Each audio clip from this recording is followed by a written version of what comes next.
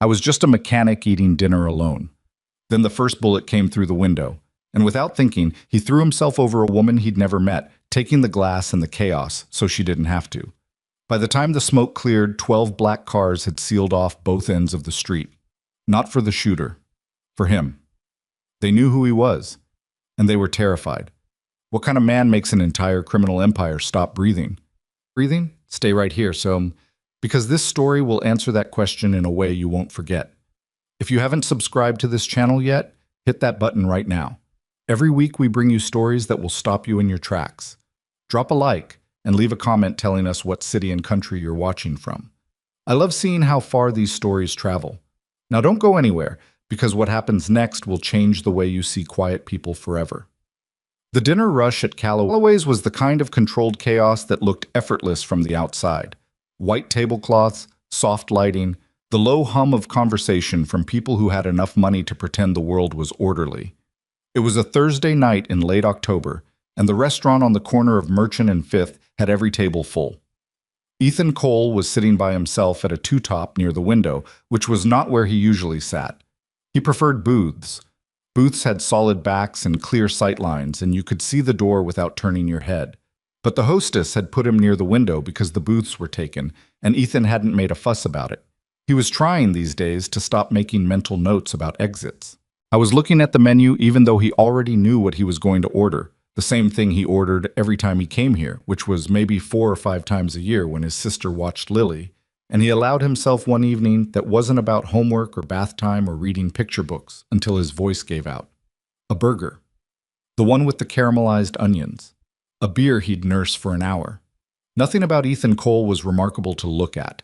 He was 37, medium height, with the kind of build that said he'd been athletic once and hadn't entirely let it go. Broad through the shoulders, a little heavier than he'd been in his 20s, with calloused hands that didn't match the button-down shirt he was wearing. He had a jaw that needed a shave and dark eyes that moved around a room in a way most people never noticed. The waitress who came to his table was young, mid-20s, with red hair pulled back and a small scar near her chin from what looked like an old fall. Her name tag said Danny. She had the efficient, slightly tired energy of someone working a double shift. "Know what you want?" she asked, not unkindly. "The Callaway burger, medium, and a draft. Whatever you have on tap that isn't the light stuff." She wrote it down without looking up. "Fries or salad?" "Fries." She nodded and started to turn away, then paused. "You want the onion rings instead? Cook's making a fresh batch right now. Same price." Ethan looked up at her. She had the expression of someone genuinely trying to do him a favor, not upselling him. "Sure," he said. "Thanks." She gave him a small nod and moved on to the next table. He watched the room the way he always watched rooms. Not obviously, not obsessively, just the way you scan a street when you've spent years where not scanning was the thing that got people killed. 3 couples. A table of women celebrating something with champagne. 2 men in suits near the back who kept checking their phones. A family with a kid who kept dropping a toy and laughing when it hit the floor. Normal. All of it normal. He was 2 sips into his beer when the black SUV rolled past the window for the second time. Ethan didn't move. He set the glass down and looked at his phone and watched the SUV's reflection in the dark screen. It slowed near the entrance, stopped. Probably nothing. The toy hit the floor again. The kid laughed. Then the window exploded inward. The sound was enormous. Not the crack of a single shot, but the full implosion of a plate glass window giving way. A sound like the world's teeth shattering, followed immediately by screaming and the shriek of chairs being pushed back and someone's champagne glass hitting the floor. Ethan was moving before the echo finished. He didn't decide to move. Something older than decision-making took over, something that had been sleeping for 6 years and woke up all at once, like a man who'd never actually been asleep. He saw Danny, the waitress with the red hair, frozen in the middle of the floor with a tray in her hands, directly in the line of the open window, a full second behind everyone else in understanding what was happening. The second bullet came through the gap in the wall where the glass had been and punched a hole in the wall 2 feet to her left. Ethan crossed the distance between them in about 3 strides. He didn't think about it. He grabbed her around the waist with one arm, spun them both behind a heavy oak serving station against the far wall, and pulled her down hard as a third shot took out the mirror above them. Glass rained on his shoulders. He had his body angled over hers. The screaming in the room was at full volume now. People were running for the back. The family with the kid. The father had already grabbed the boy and was down behind an overturned table. The two men in suits had dropped flat. Ethan stayed still and counted. 3 shots. From a vehicle, so that window angle, the trajectory on the second impact. Someone in a moving vehicle or someone firing from an open door. Not a precision shooter. The pattern was fast and emotional, not methodical, scared or angry or both. The shooting stopped. Danny was pressed against the side of the serving station, her tray still somehow in her left hand.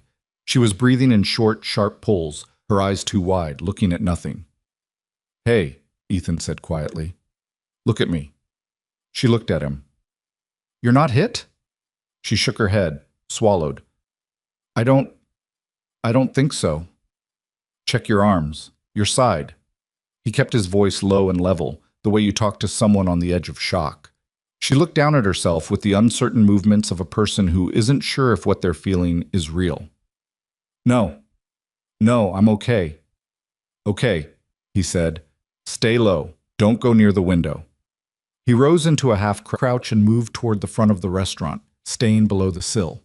The other patrons were either gone toward the back or pressed behind furniture. The hostess was on the floor near the reservation stand with her phone out, already calling. Good. Ethan reached the edge of the window frame and looked out. The SUV was still there, but it had stopped moving, and behind it and ahead of it were more vehicles. Black cars, all of them. Positioned at both ends of the block with the precision of something that had been planned, not improvised. He counted quickly. 4 at one end, 4 at the other, and 4 more along the far side of the street. 12 total. Men standing beside them in the orange-gray light of the street lamps, some of them on phones, some of them just watching. Not watching the restaurant. Watching him. Ethan went still. One of the men across the street had binoculars up. He lowered them. Said something to the man beside him. The second man looked at a phone, looked back up, nodded. They're confirming an identification. His stomach turned cold in a way it hadn't in years. He moved away from the window and crouched in the shadow between the serving station and the wall. Danny was where he'd left her, sitting with her knees pulled up, trying to control her breathing. "What's happening?" she asked. "Who are those people?" "I don't know yet," Ethan said, which was technically true. He had possibilities, not certainties. "The police are coming," the hostess called out from across the room. "I called 911. Good. Ethan was already thinking. The men outside weren't advancing. They weren't shooting. They'd positioned the cars like a perimeter, and they were waiting. That meant they wanted something other than bodies. It meant they thought they had time. What he didn't understand was why any of this had started with a waitress. He looked at Danny again. Really looked at her, the scar near her chin, the way she'd been in exactly the right, or wrong, spot when the shots came. The fact that the second shot, the more precise of the 3, had come closest to her. "What's your full name?" he asked. She blinked. "What?" "Your full name, not Danny from the name tag. Your whole name." She hesitated, which was itself a kind of answer. "Why does that matter right now?" "Because 12 cars just sealed off this block, and I don't think it's about the food," he said. She looked at him for a long moment. The sound of distant sirens was beginning to bleed through the walls, faint but getting closer. "Daniela," she said. "Daniela Voss." He didn't recognize the name, but the way she said it, quietly, carefully, like a word she'd learned to carry lightly, told him it had weight that she was used to hiding. "Are you in some kind of trouble?" he asked. "I work at a restaurant," she said, which was not an answer. "I know. I watched you bring out 4 plates on one arm and talk a couple through their argument about the check without either of them noticing. You're good at what you do." He paused. "You're also very good at not answering questions." She looked at him steadily. Her breathing had leveled out. Either she had real composure or she'd been in frightening situations before and learned not to fall apart. Who are you?" she asked. "Ethan Cole. I'm a mechanic. I have a 9-year-old daughter named Lily, and I came here tonight for a burger, and I have not had a single bite of it yet." Something moved through her expression. Not quite a smile, but close enough to be related.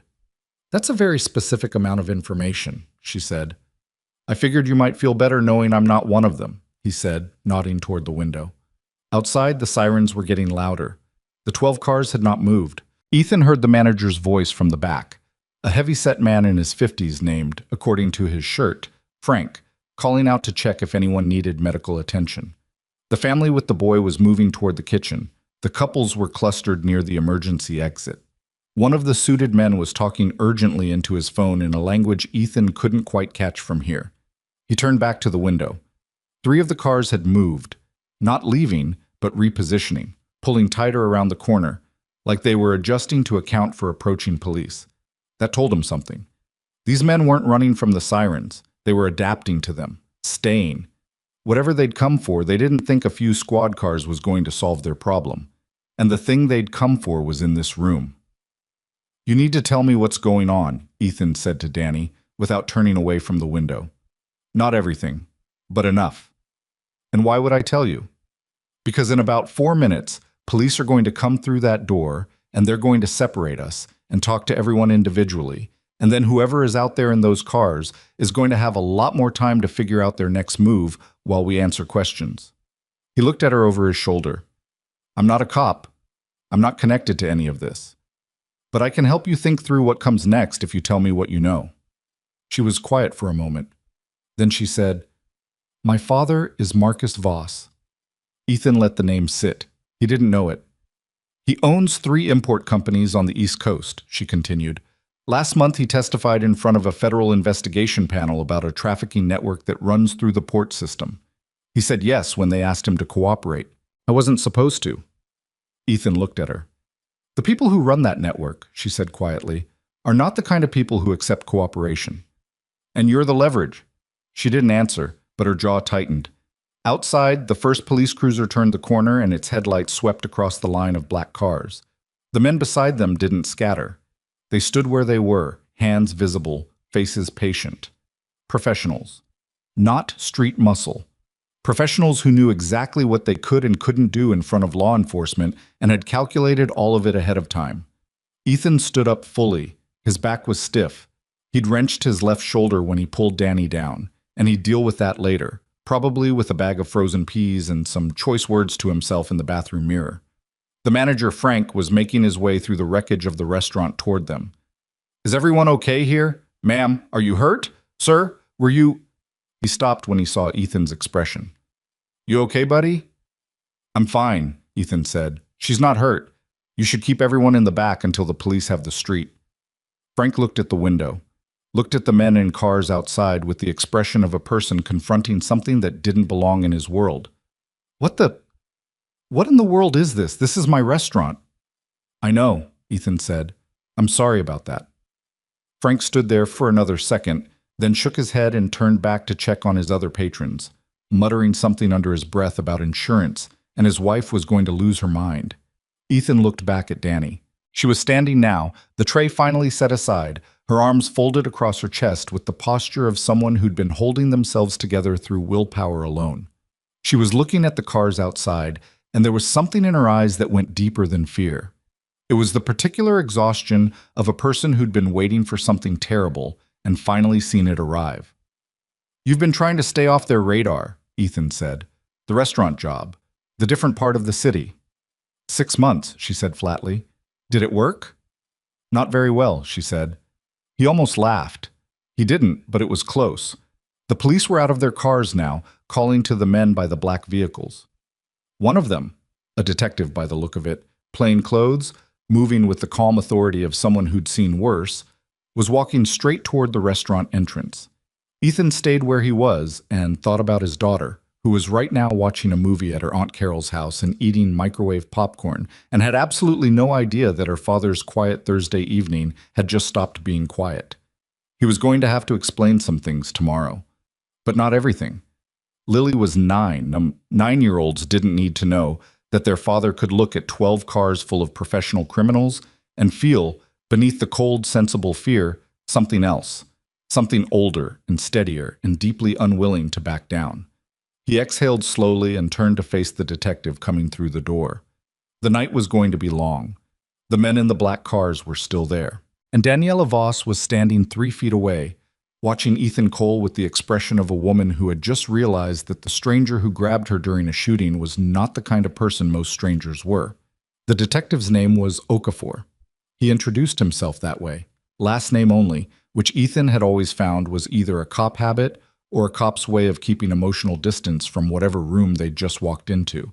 He was maybe 45, with a close-trimmed beard going gray at the edges and the kind of eyes that moved around a crime scene the same way Ethan's did, cataloging, measuring, never quite landing anywhere long enough to seem like staring.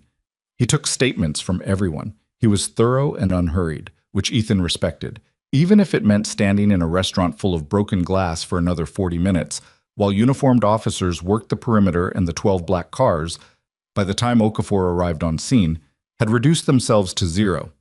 They'd pulled away quietly, one by one, while the first squad cars were still setting up. No confrontation, no drama. Just gone, like water draining out of a bathtub, as if they'd accomplished whatever they came to accomplish or decided to accomplish it somewhere else at a different time. That bothered Ethan more than if they'd stayed. Okafor took his statement near the door. Name, what he'd seen, what he'd done. Did he know the woman he'd pulled down?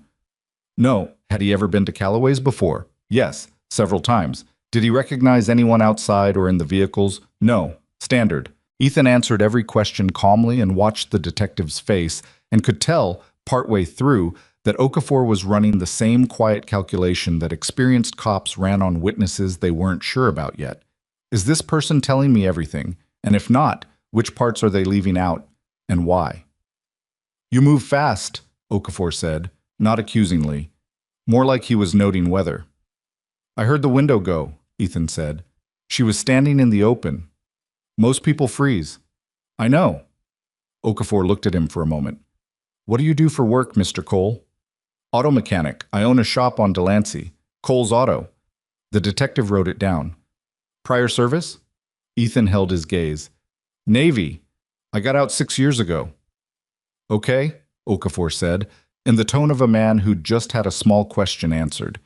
He clicked his pen twice and moved on without pressing it. Across the room, Danny was talking to a uniformed officer, her arms still crossed, her voice low. She wasn't telling him everything either. Ethan could see it in the careful way she chose her words, the way she'd pause a half-second longer than necessary before certain answers. She was giving the officer enough to satisfy the immediate situation and holding back the layer underneath, which was the part that actually mattered. He didn't blame her. Telling a patrol officer about her father's federal testimony and a trafficking network in the middle of a chaotic restaurant was not a plan. It was a way to get transferred to a different detective's caseload at 11 o'clock at night while the people who'd shot at her regrouped. When the officer finally moved away, Ethan crossed the room and stood near her. You didn't tell him about your father, he said quietly. I didn't tell him a lot of things, she said. You have somewhere safe to go tonight? She looked at him like she was trying to decide if the question was an offer or just a question. I have an apartment. They found you at your job, he said.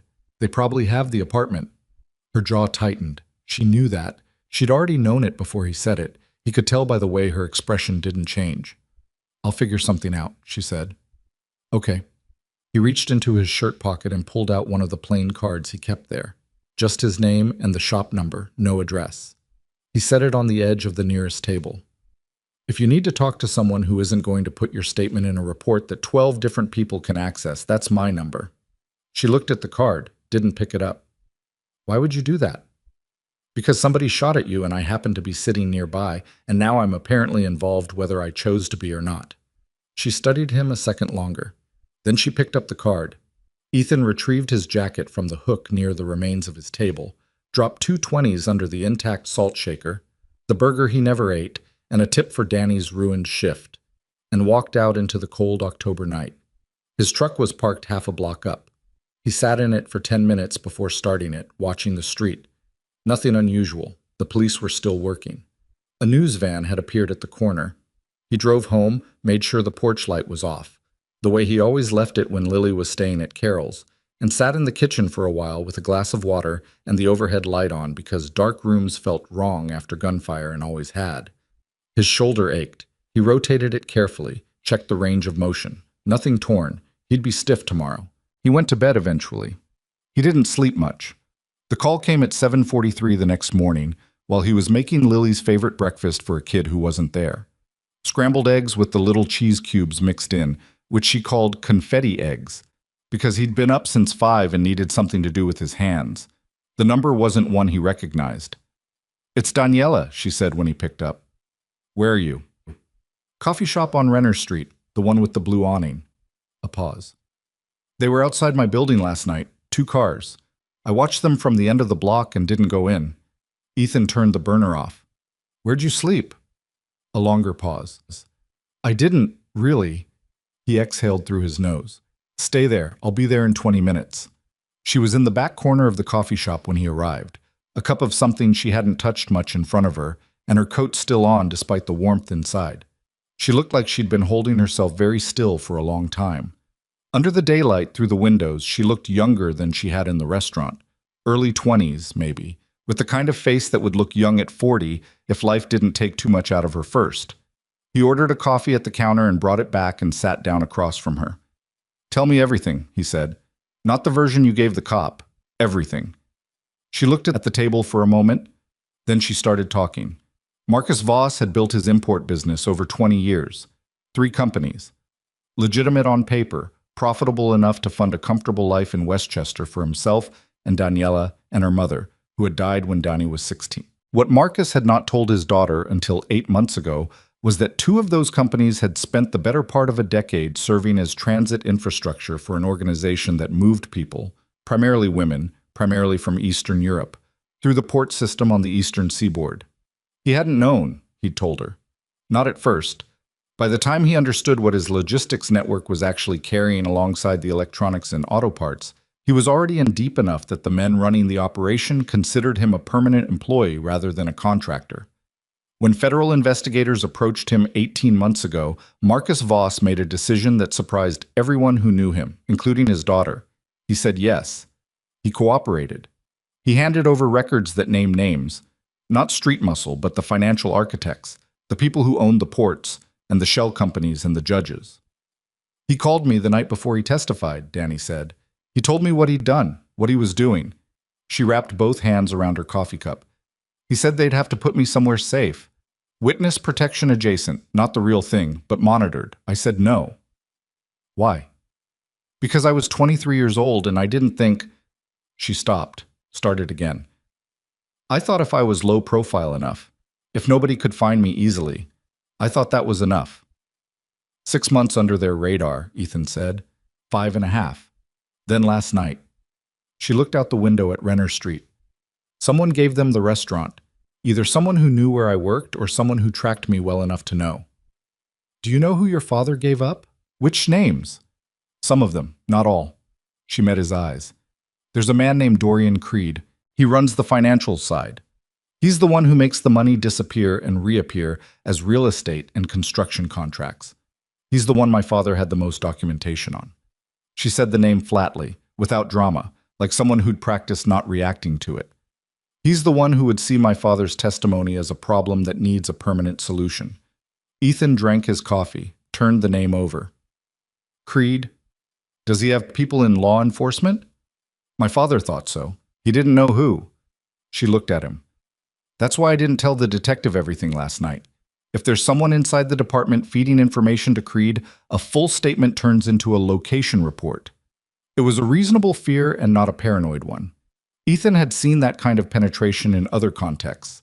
The way information moved sideways when the people who were supposed to contain it had other loyalties. "Okay," he said. "Okay what?" "Okay, I believe you. And I think you're right not to trust the local department with everything until you know who's clean." She looked at him with an expression that was half relief and half something more cautious. "You believe me pretty fast." "You were shot at," he said. "That simplifies my decision-making." She almost smiled. Almost. "What I need to know," Ethan continued, "is whether you have anyone at all, who you trust completely. Family, old friend, doesn't matter. Someone off the grid." She thought about it. "My father's lawyer, Paul Rennick. He's been with my dad for 15 years. He knows everything, and he's not part of it. He was as blindsided as I was." "Can you reach him without going through a phone you've been using?" She looked down at the phone on the table. New phone, Ethan said. Prepaid. We get one this morning. He set down his coffee. And I need to make a call. The person he called was not someone he'd spoken to in almost 3 years. Her name was Rachel Van, and she had, at various points in her career, worked for Naval Intelligence, a private security firm in D.C. that did the kind of work private security firms didn't discuss publicly, and currently, as far as Ethan knew, ran a small consulting operation out of Baltimore that did background work for defense contractors and asked very few questions about why people were asking questions. She picked up on the third ring. Cole, she said. Not surprised. People who worked in intelligence were rarely surprised, or at least performed the absence of surprise as a professional reflex. Rachel, I need a name run. Dorian Creed, financial operator, East Coast, connected to a port trafficking network that's currently under federal investigation. A pause. You're not a mechanic anymore? I'm still a mechanic. I'm a mechanic with a situation. Are you in danger? Not right now. Someone else is. I'm trying to get a better picture of what I'm dealing with before I decide what to do about it. Another pause, longer. He could hear her breathing, which meant she was thinking. Rachel Van always breathed a little more audibly when she was thinking, which was one of those small human quirks that 6 years couldn't erase from memory. It's going to cost you, she said. I know. Not money. I want you to do the thing you said you'd do for me 2 years ago and then didn't. He thought for a second. The security assessment for your Baltimore office. 2 days, on site. Done, he said. I'll have something for you by tonight, Rachel said and hung up. Danny was watching him when he put his phone down. Who was that? Someone who knows things, he said. That's not an answer. It's the answer I have right now. He stood up and picked up his jacket. Come on. We need to get you a new phone and find somewhere for you to be that isn't connected to anything you've touched in the last 6 months. She didn't move immediately. She looked up at him with the particular expression of someone who was deciding whether to trust a person they had no logical reason to trust. Why are you doing this? She asked. You don't know me. Last night was... You could have just given a statement and gone home. Ethan thought about how to answer that honestly. I have a daughter, he said finally. She's 9. Her name is Lily. If I walked away from a situation where I could help someone and something happened to them afterward, I couldn't look at her the same way. He picked up his coffee cup and finished the last swallow. Also, I didn't get my dinner. I'm annoyed about that. This time she actually smiled. Brief, real, gone quickly, but there. She stood and pulled her coat tighter and picked up the card he'd given her the night before. She'd been carrying it, he noticed, in her front pocket rather than her bag. Small habit. Keep the important things close and fast to reach. They left the coffee shop together and walked into a cold morning that smelled like rain coming. The prepaid phone took 20 minutes to find and set up, purchased from a corner convenience store 3 neighborhoods from Renner Street, paid in cash from Ethan's wallet. While Danny used it to call Paul Rennick from a bench in a small park 2 blocks away, Ethan stood at a slight distance and watched the park's entrances with the patient focus of a man who had spent years learning what threat looked like before it announced itself. Rennick answered. The conversation was short and coded in the way that people who'd been worried for months developed shorthand. Not in any formal spy novel sense, just the natural compression of people who'd already discussed worst-case scenarios and knew which words meant what. When she came back, her expression had shifted. Not better. More determined, maybe. He said, Creed's people have been making calls to my father's former business contacts, trying to find anyone Marcus told about the companies before he testified. She paused. He also said there's been a development in the federal case. One of the witnesses on the prosecution side recanted 2 weeks ago.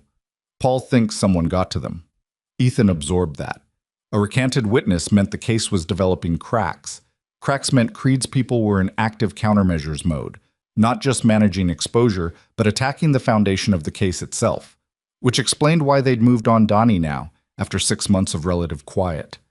If the case was weakening, this was the moment to add pressure, to send Marcus Voss a message through the one person he couldn't protect from a federal holding arrangement. Creed doesn't just want to silence you, Ethan said. I know. She said it quietly. He wants to break my father. Get him to recant, too. Would he? She was quiet for a moment. The wind moved through the park and lifted her hair, and she looked, in that second, very tired and very young. Before all this, I would have said no. My father is stubborn and proud, and he made his choice, and he'd see it through. She looked at the dead grass at their feet. But he loves me, and I think, if they actually hurt me, I don't know what he'd do. It was an honest answer. Ethan respected it. He sat down on the bench beside her. Not close, just present, the way you sit near someone who needs another person in the vicinity without needing the weight of conversation. After a while, she said, Paul wants me to come to him. He has a property in upstate New York. He says it's not connected to anything. Can you verify that? I don't know how to verify that. I do, Ethan said. Give me the address. I'll make some calls. He paused. Not today. Tonight. First, we need to handle today. What's happening today? He looked across the park at nothing in particular. The thing he hadn't told her yet, the thing Rachel Van might help clarify, was that 12 cars and a coordinated street blockade and a shooting that had been specifically calibrated to avoid killing anyone immediately was not the behavior of an organization panicking. It was the behavior of an organization running a strategy. They'd wanted last night to be visible. They'd wanted it to be a demonstration that they could reach Donnie anywhere, including in a room full of witnesses. It was a message, not an execution, which meant the execution was still available to them as a future option if the message didn't work, which meant Ethan had a window, not a large one. Today, he said, I need to pick up my daughter from my sister's house and make sure she's somewhere safe. Then I'm going to need to tell you some things about myself that you didn't ask about. She looked at him sideways. Things like what? Things like what I actually did in the Navy and why it matters. She held his gaze for a moment. She was figuring something out about him, had been since the restaurant probably, and he could see her getting closer to it. You weren't regular Navy, she said. It wasn't a question. No. How long? 11 years, 3 deployments. She nodded slowly, processed it. And after, why did you leave? Ethan looked at the park's far entrance. A woman was coming through with a dog on a leash, moving fast against the cold. A mission went wrong, he said. People died who shouldn't have. There was a reason it went wrong, and that reason was inside the unit, not outside it. And when that becomes true, when you can't trust the people beside you, the whole thing stops making sense. He said it evenly, without particular emotion, because he'd had 6 years to find a way to hold it that didn't knock him sideways. It still didn't feel clean. It just felt like a fact he carried. I'm sorry, Danny said. It was a long time ago. That doesn't always make it a long time ago, she said. He looked at her. She was looking straight ahead, not at him, which meant she was speaking from experience rather than performing empathy. No, he agreed. It doesn't. They sat in the cold park for another few minutes, 2 people who'd met over breaking glass and were now, whether they'd planned it or not, sitting inside the same problem. When Rachel Van called back that evening, Ethan was in his kitchen again. Lily was home now, fed, bathed, installed in front of the television, with strict instructions that he needed to make a phone call, which she took with the patience of a child accustomed to her father having quiet moments she didn't fully understand. Rachel's voice was careful in a specific way, the way it got when the information was significant enough to require deliberate delivery. Dorian Creed, she said, 49 years old, Lithuanian-American. He came up through maritime finance in the 90s, which is a polite way of saying he learned to move money through port systems in places where nobody checked too carefully.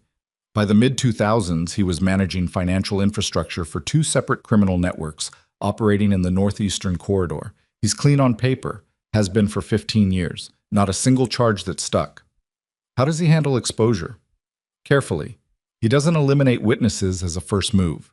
He prefers economic pressure, family leverage, and what one of my sources called patient erosion, wearing down the people who stand against him until they decide it's not worth the cost. A pause. But when patient erosion doesn't work, he does use lethal options. There are 3 deaths over the past decade that people who know his name connect to him, none of which resulted in charges. Ethan leaned against the kitchen counter. What about law enforcement contacts? Local PD? Federal? Unclear on local. Federally, there are 2 names that have come up in connection with information leaks on cases touching his network. My source wouldn't give me the names directly, but she said one of them is bureau level, not street level. Bureau. FBI. That was worse than a compromised patrol officer. What's his current exposure level? Ethan asked. With the federal case your witness was in? A brief silence. You're already inside this, aren't you? Answer the question, Rachel. His current exposure is significant but survivable if the case loses two more witnesses. With the recant last week, he needs one more critical piece to fall before the trial date. She paused. Your witness is that piece. Ethan closed his eyes for a moment. Not because it surprised him, because hearing it said clearly, in Rachel Van's precise Baltimore intelligence community voice, made the geometry of the situation fully visible for the first time. Dani Voss wasn't just leverage against Marcus. She was the pressure point on the last load-bearing wall of a federal case that, if it collapsed, kept Dorian Creed operating freely for the foreseeable future. Cole, Rachel said, what's your actual play here? I don't have one yet. You should get one. Creed's people are not amateurs. The 12 cars last night were intended to be seen. He wanted her to know the reach. He wanted whoever she was relying on to calculate the odds and back away. I know. So you're not backing away. It wasn't a question. She'd known him long enough to know the answer before she asked it. Not yet, he said. Lily's voice came from the living room, something about the television not finding her show. He told her he'd be there in a minute. She said okay in the tone of a 9-year-old who meant approximately 45 seconds. Rachel, he said, the property in upstate New York. I'll send you an address tonight. Can you check the ownership chain and tell me if it's clean? Yes. And the attorney, Paul Rennick, corporate law, probably based in Manhattan, 15-year relationship with a Marcus Voss. I'll run him too. She was writing. Anything else? Not tonight. He straightened up. I'll be in touch. He hung up and stood in the kitchen with the quiet sounds of his house around him. The television, Lily shifting on the couch, the refrigerator's hum, the particular silence of a home built around one child's presence. He thought about Dani Voss, who was right now in a motel on the outer edge of the city that Ethan had paid for in cash under a name that wasn't hers. With a prepaid phone and Paul Rennick's number and a window lock, he'd checked himself before he left.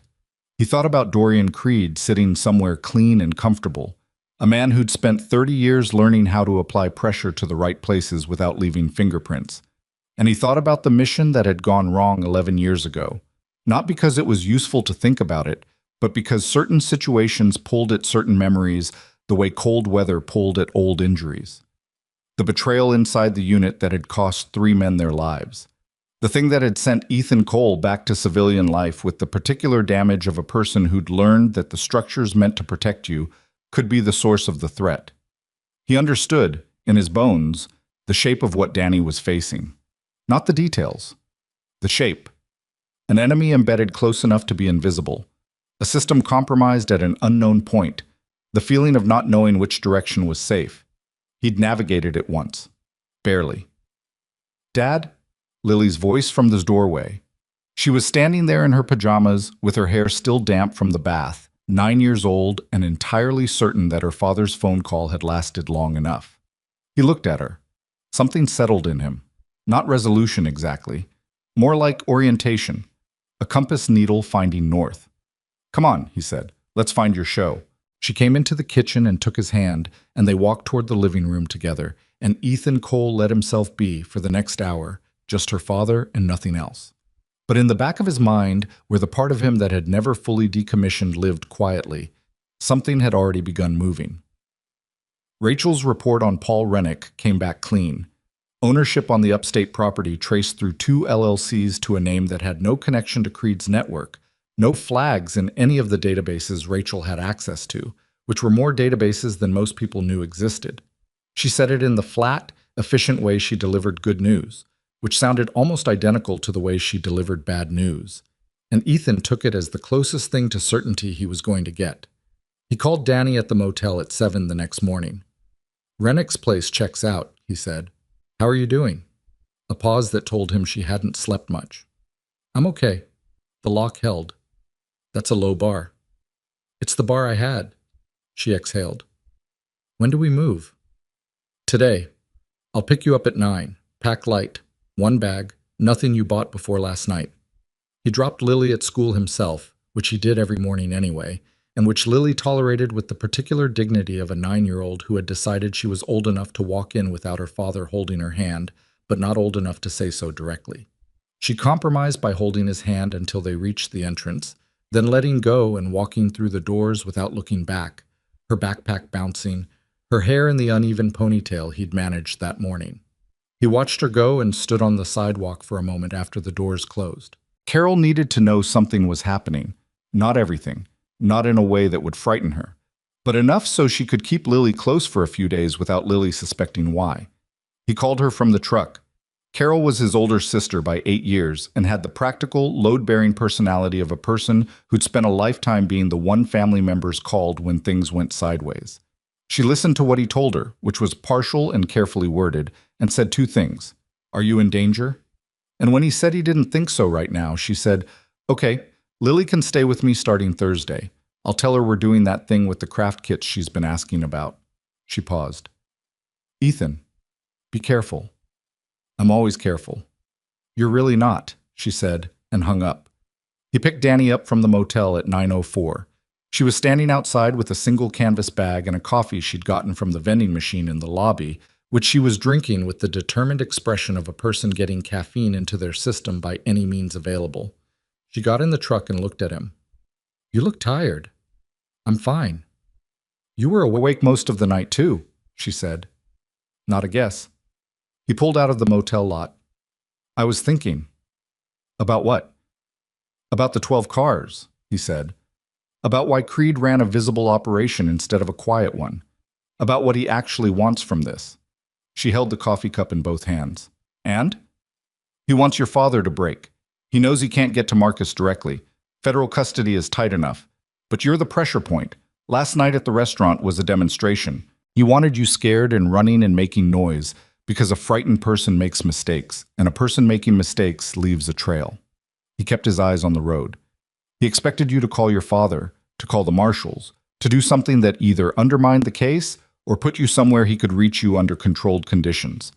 Danny was quiet for a moment. "Instead, I called a mechanic."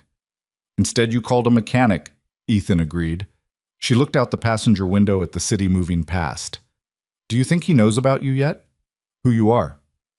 "Rachel thinks it's possible they ran the restaurant incident and pulled witness statements.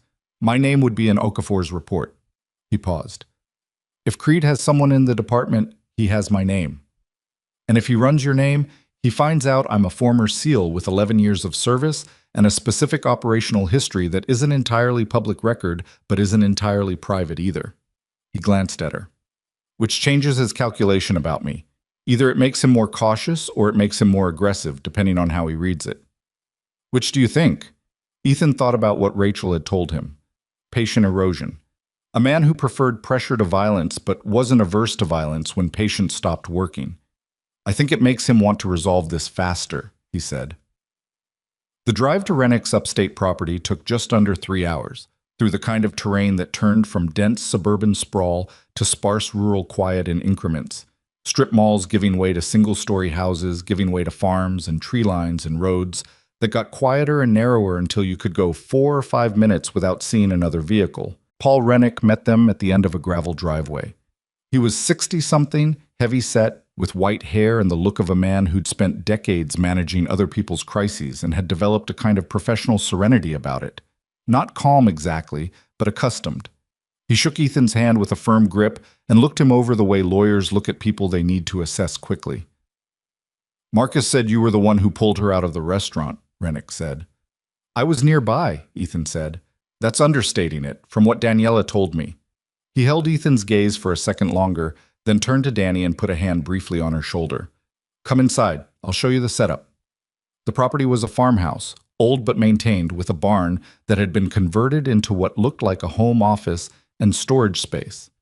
Rennick had a generator, a satellite internet connection, and the particular preparedness of a man who'd represented enough high-stakes clients to have thought about contingencies. He made coffee in the kitchen, real coffee, which Danny accepted with visible relief, and the 3 of them sat at a long wooden table while Rennick laid out what he knew about the federal case. The prosecution had 3 primary witnesses. Marcus Voss was the most significant. He had documentation, direct knowledge of the financial structure, and years of records. The second was a port logistics manager named Terrence Webb, who had seen the physical side of the operation and could testify to the movement of people through the container system.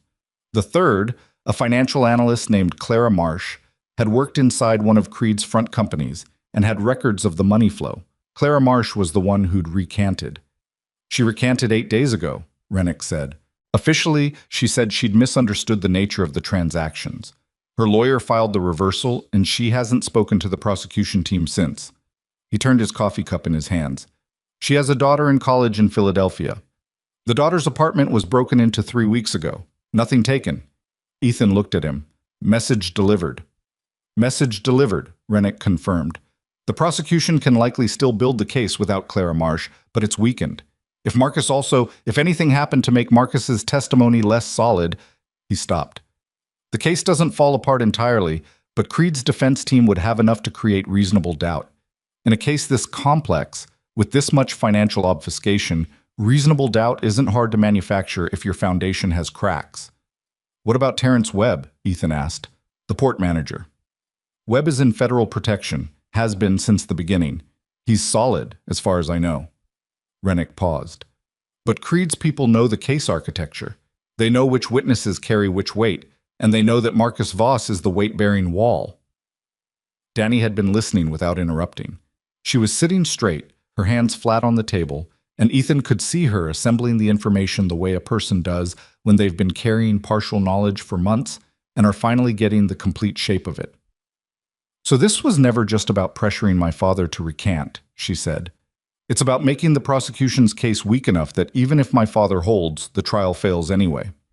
It's a parallel strategy, Rennick said. Attack the foundation from multiple sides. Make the whole structure unstable.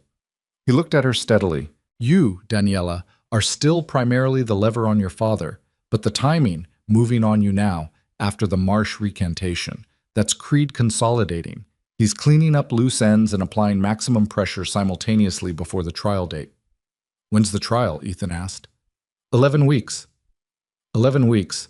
Not a lot of runway, but not nothing either. Enough time for Creed's people to be methodical if they chose to be.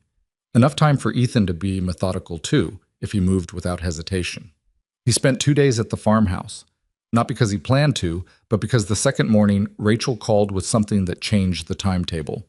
He was outside on the porch when the call came, in the early gray light before the household was awake, drinking coffee and watching a pair of crows work their way across the field at the property's edge with the focused purpose of creatures who knew exactly what they were doing. The attorney's clean, Rachel said without preamble. Ran him deep.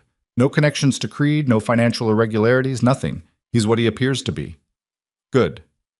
The other thing isn't good. She paused in a way she rarely did. The name inside the FBI that I mentioned, the one my source wouldn't give me directly. She gave it to me last night. His name is Alan Pritchard. He's a supervisory agent out of the New York Field Office, Financial Crimes Division. Ethan was very still. He's been feeding case information to Creed's legal team for at least 14 months. My source says the prosecution doesn't know yet. It's being investigated at the DOJ level, separately, and they're keeping it contained because they're afraid of tipping Pritchard before they have enough to move on him. How contained? Very. Maybe 8 people know.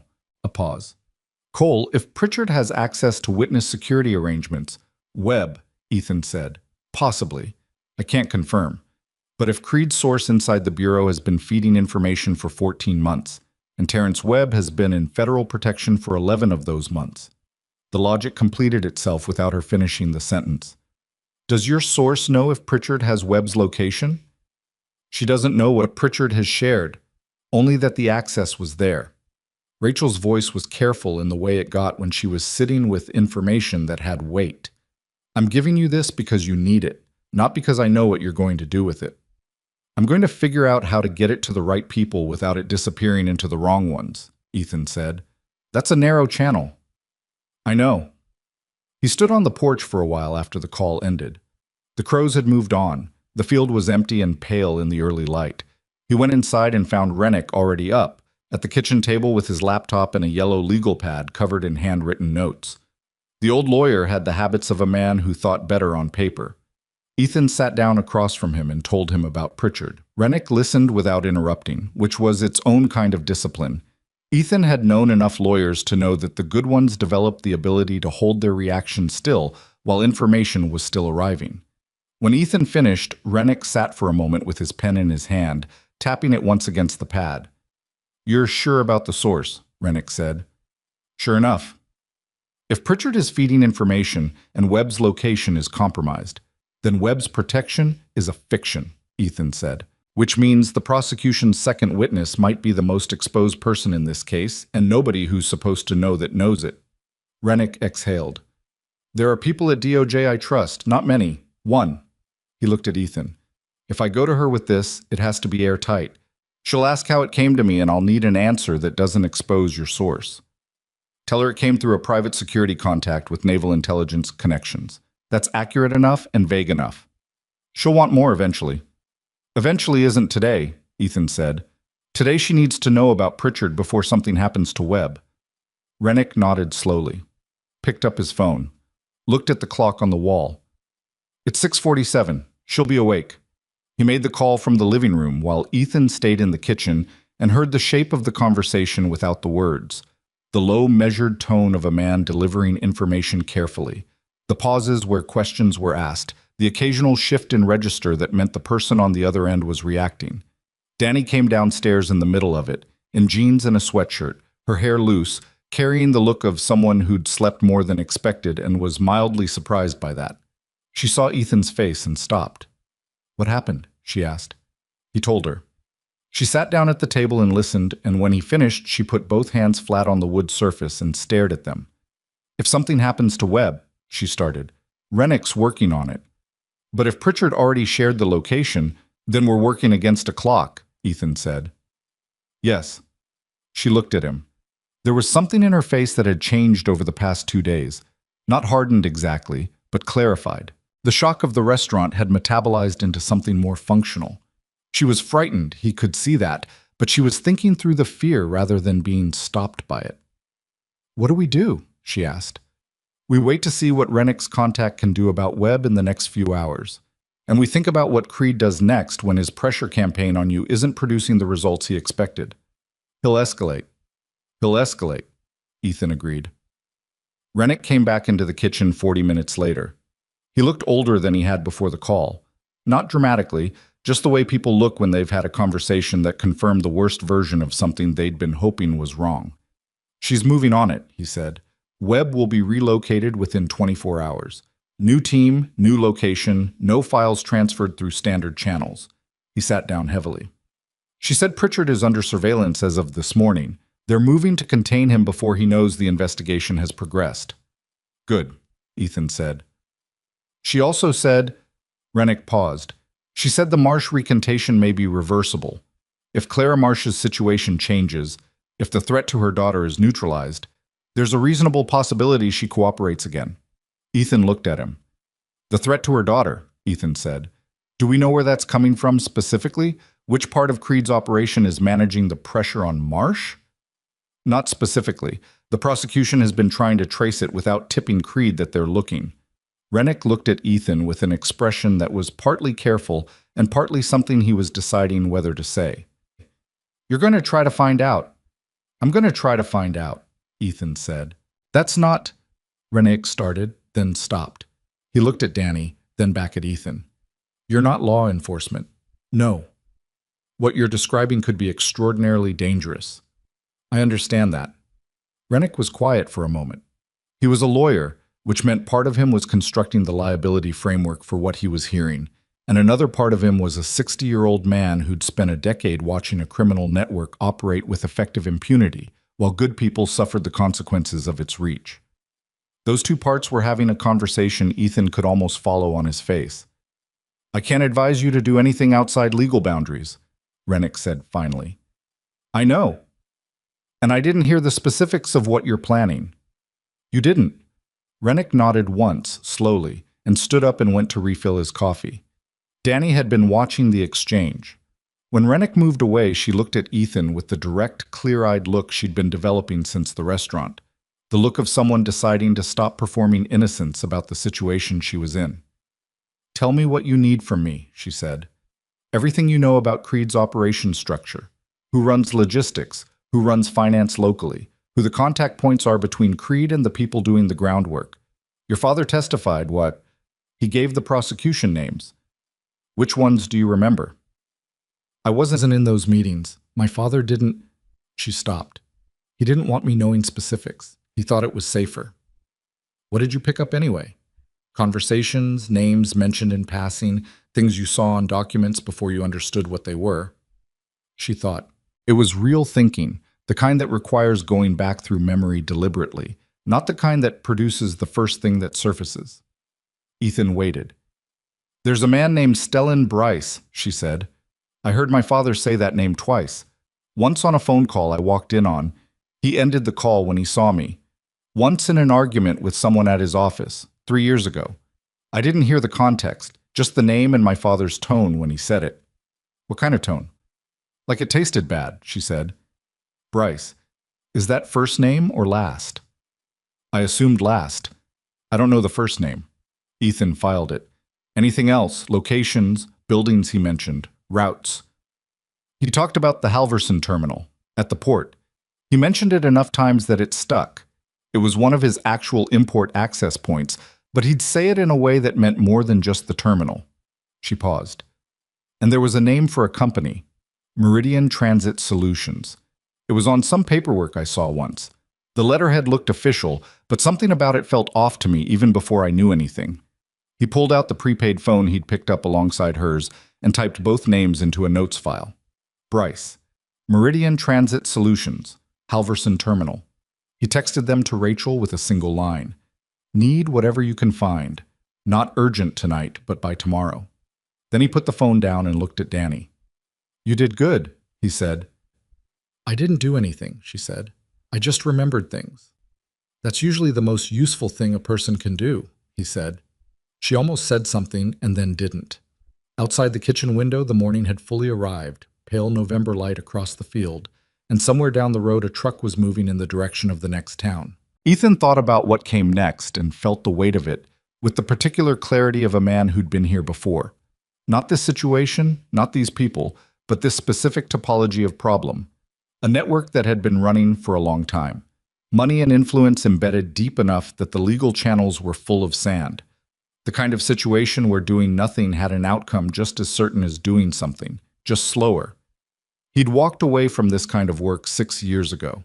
He'd walked away because it cost things he didn't have left to spend. Because the structure he'd trusted had proved rotten in the middle.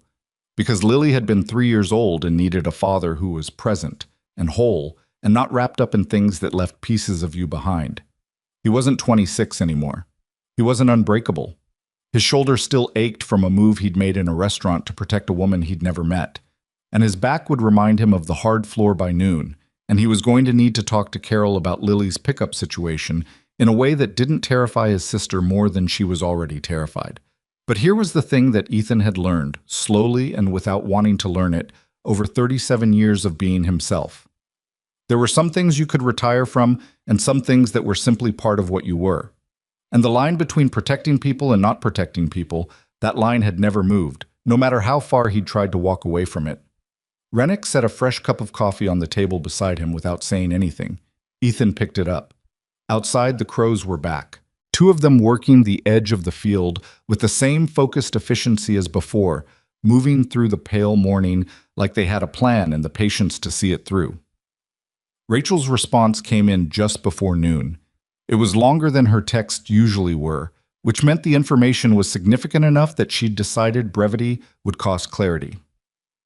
Stellan Bryce, real name Stellan Bryce Moody, 41 years old, officially employed as a regional operations manager for a freight consolidation company called Harkin Logistics. Harkin Logistics was a legitimate operation that shared 3 corporate officers with Meridian Transit Solutions, which was not legitimate in any meaningful sense.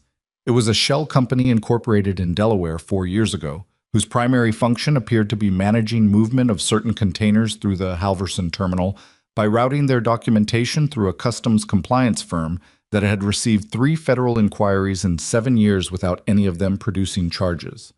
Bryce Moody had no criminal record. From 2019, and a civil dispute about a property line with a neighbor in New Jersey that had been settled out of court. He lived in Hoboken. He drove a gray Volvo.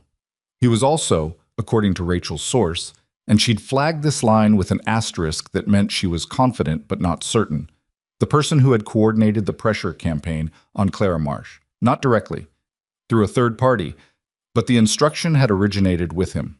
Ethan read it twice. Then he sent back 3 words. Hoboken address? Rachel's reply came 90 seconds later. It was an address on a residential street near the waterfront. He sat with it for a while. Bryce Moody wasn't Creed. I was a layer below Creed, an operations man, the kind of person who translated strategy into logistics, who made the calls that the man at the top didn't make directly. He was reachable in a way Creed wasn't. And if the pressure on Clara Marsh had originated with him, then the question of whether Marsh could recant her recantation, whether the case could be rebuilt, ran through Bryce Moody. Ethan closed the Notes app and set the phone face down on the table. He thought about Lily, who had a craft project at Carol's tonight and would fall asleep on the couch if Carol let her, which Carol always let her because Carol was a soft touch, in the particular way of people who'd never had children of their own. He thought about Danny upstairs, who was technically safe right now and would be less safe the moment Creed's people recalibrated their approach and decided the farmhouse was worth finding. He thought about Terrence Webb being moved to a new location today, one that Pritchard didn't know about, and about Clara Marsh in a situation she hadn't chosen. Her daughter's safety being used as an instrument against her by a man in Hoboken who drove a gray Volvo and had a dispute about a property line. The cold clarity that had been building for 3 days finished assembling itself into something like a decision. He picked up the phone and texted Rachel one more time. I'm going to need your help running a play. Non-violent. But it requires someone with your access to be the visible hand so I can be the invisible one. Can you do that? Her reply took 4 minutes, which for Rachel was practically hesitation. Then, depends on the play. He started typing. The play was not elegant. Ethan had never been interested in elegant. Elegant was what people called things that worked in theory. He wanted something that would work in a parking garage in Hoboken at 7:15 on a Wednesday morning when a man named Stellan Bryce Moody walked from his building to his gray Volvo and had 45 seconds of unwitnessed time before he reached the vehicle. He laid it out for Rachel in 4 text messages, which she read without responding to individually. When he finished, she called him. You're going to spook him, she said. That's the point. Spooked people run to their protection. He runs to Creed. He runs to Creed's communications infrastructure, Ethan said, which is what we need him to do. While he's running, he's not thinking clearly. While he's not thinking clearly, he makes contact through channels he's comfortable with instead of channels he's careful with. A pause. You need someone monitoring those channels when he does. Rachel. That requires resources I'd need to call in a favor for. I know. Another pause, longer. The Baltimore assessment, 2 days, you said. 2 days, on site, full report. Make it 3 days and I'll have a monitoring package on Bryce Moody's phones and email within 18 hours. Done, Ethan said. He drove to Hoboken the next morning alone. He'd considered telling Danny, then decided against it. Not because he didn't trust her, but because what he was about to do existed in the gray space between legal and not, and the fewer people who could be asked questions about it afterward, the better. He left the farmhouse at 4:30 a.m. while it was still fully dark, drove south through empty roads and the particular silence of highway at pre-dawn, crossed into New Jersey, and found a coffee shop 2 blocks from Bryce Moody's building that opened at 5 and had a window table with a sightline to the building's entrance. He ordered coffee and a breakfast sandwich he ate half of and watched the street come awake.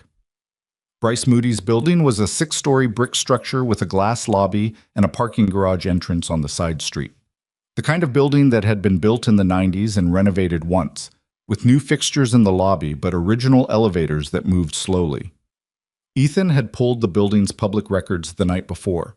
24 units, garage access by key fob, 1 attendant, mornings only, who came on at 6.